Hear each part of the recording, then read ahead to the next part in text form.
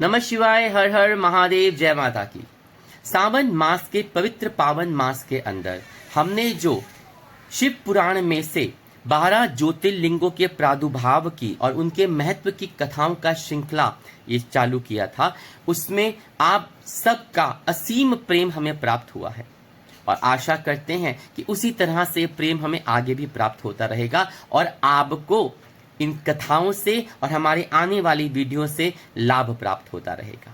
और ये भी उम्मीद करते हैं कि आप इसी तरह ये वीडियोस को सब्सक्राइब, लाइक, शेयर और कमेंट करते रहेंगे और सबके साथ साझा करके इस कुटुंब को और बड़ा करते रहेंगे। आज उसी श्रृंखला में हम बैद्यनाथ ज्योतिर्लिंग बैदेश्वर महादेव की कथा का वर्णन करने जा रहे हैं।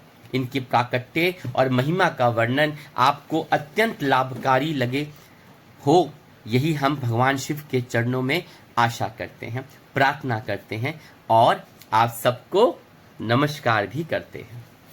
सूत जी कहते हैं, अब मैं बैदेश्वर नाथ ज्योतिर्लिंग का पापहारी महात्मा बताऊंगा। सुनो।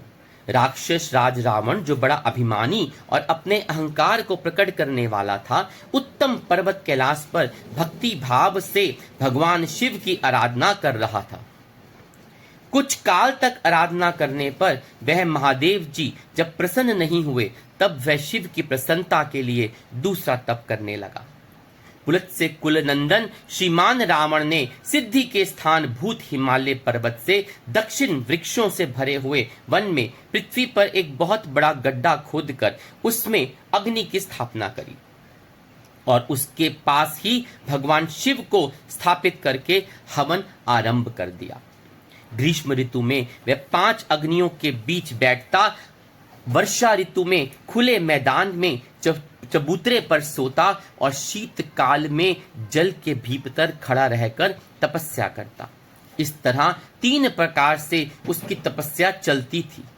इस रीति से रावण ने बहुत तप किया, तो भी दुरात्माओं के लिए, जिनको रिझाना कठिन है, वे परमात्मा महेश्वर उस पर प्रसन्न नहीं हुए। वे परमात्मा महेश्वर उस पर प्रसन्न नहीं हुए। तब उसी समय महामनस्विनी दैत्यराज रावण ने अपना मस्तक काटकर शंकर जी का पूजन आरंभ किया।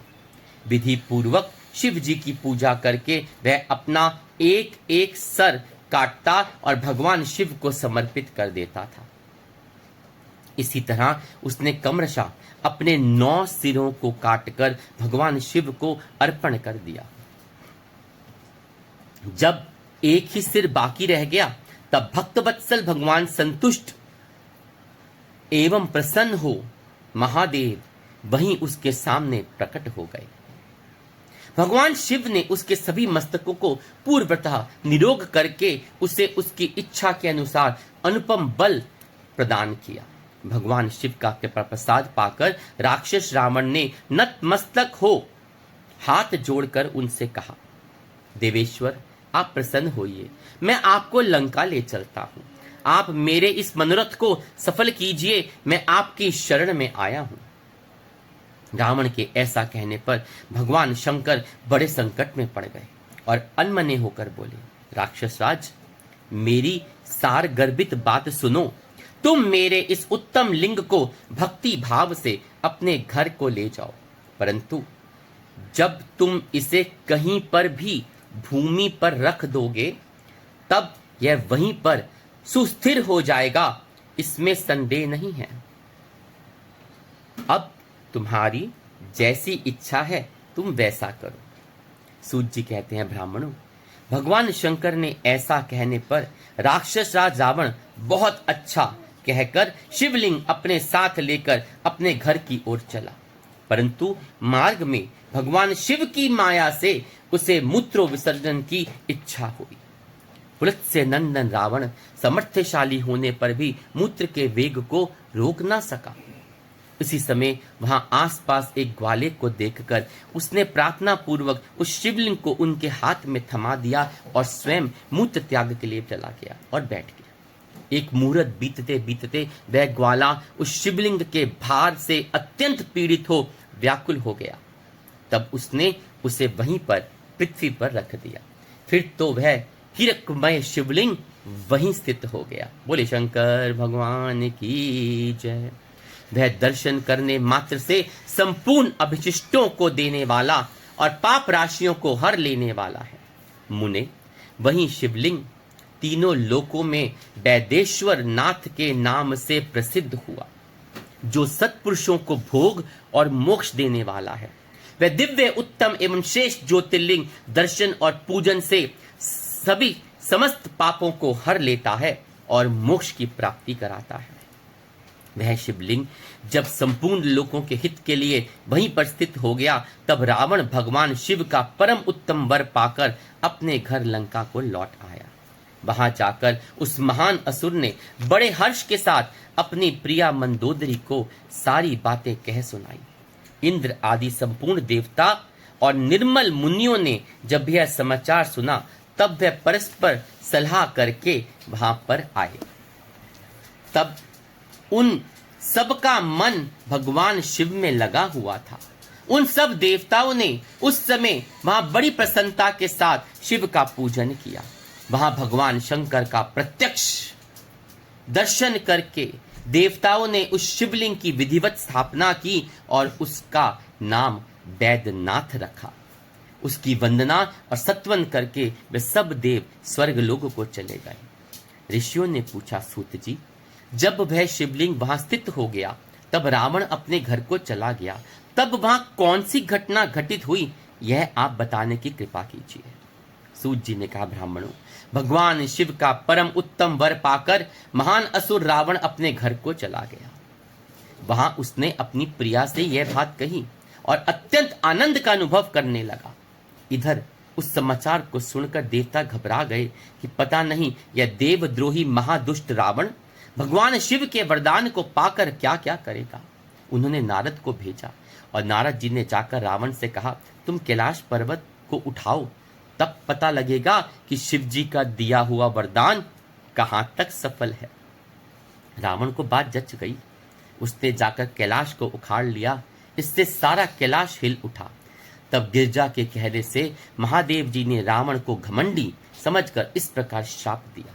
महादेव सदा शिव बोले, हे रे दुष्ट भक्त दुर्बुद्धि रावण, तू अपने बल पर इतना घमंड ना कर। तेरी इन भुजाओं का घमंड चूर करने वाला वीर पुरुष शीघ्र इस जगत में अवतीर्ण होगा। सूत जी कहते हैं, इस प्रकार वहां जो घटना हुई उसे नारद जी ने सुना।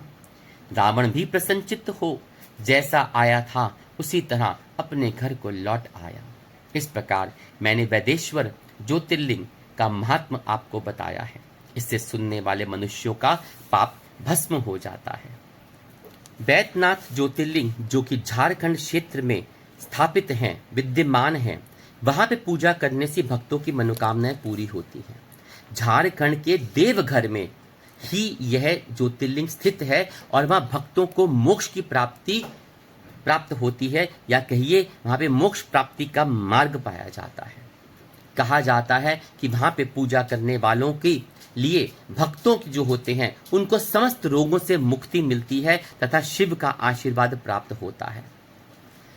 एक सांस्कृतिक धरोहर के तौर पर ये ज्योतिर्लिंग की वहां संरक्षण किया गया है, पूजन होती है और दाम्पत्य जीवन के लिए, उसमें आ रही समस्याओं के लिए, विवाह संबंधी समस्याओं के लिए यह ज्योतिर्लिंग अत्यंत प्रसिद्ध है। कहा जाता है कि यहाँ पे विशेष दिन, अवसर और मुहूर्त में अगर ज्योतिर्लिंग और वहां पे जो शक्ति पीठ स्थापित है, यहाँ पे जैसे ही मल्लिका अर्जुन में शिव और शक्ति का एक साथ स्थापना है, उसी तरह से देवघर में भी शिव और शक्ति की एक साथ स्थापना है। तो कहते हैं कि यहाँ पे अगर इन दोनों मंदिरों का आप गठजोड़ कर देते हैं तो आपके दाम्पत्य जीवन में आने वाली सारी समस्याएं, विवाह के अंदर आने वाली समस्याएं, सबका समाधान हो जाता है और आपको शिव की आशीर्वाद, माँ गौरा का आशीर्वाद प्राप्त होता है। कथाओं के अनुसार यह भी कहा जाता है कि यह इसका वैद्यनाथ इसलिए नाम पड़ा कि जब रावण के कटे हुए सिरों की पीड़ा को सहन नहीं हुआ तो भगवान शिव ने अपनी कृपा से उसे ठीक कर दिया। वैद्य यानी चिकित्सक, इसीलिए इसका नाम वैदेश्वर नामनाथ ज्योतिर्लिंग के नाम से ये प्रख्यात और प्रसिद्ध हुआ। आशा करते हैं कि यह ज्योतिर्लिंग की कथा भी आपको अत्यंत लाभकारी और इससे आपको बहुत लाभ और शांति प्राप्त होगी। पसंद आई हो तो लाइक अवश्य कीजिएगा, और हाँ, अगर अभी तक सब्सक्राइब नहीं किया तो वो जो बेल आइकॉन है उसे दबाइए, ताकि हमारे आगे वाली वीडियोस आपको समय पर सूचित हो और आप उसका लाभ उठा सके। कमेंट अवश्य कीजिएगा, क्योंकि आपके कमेंट हमारे लिए बहुत लाभदायक और हमें एक मार्गदर्शन देते हैं। हर हर महादेव।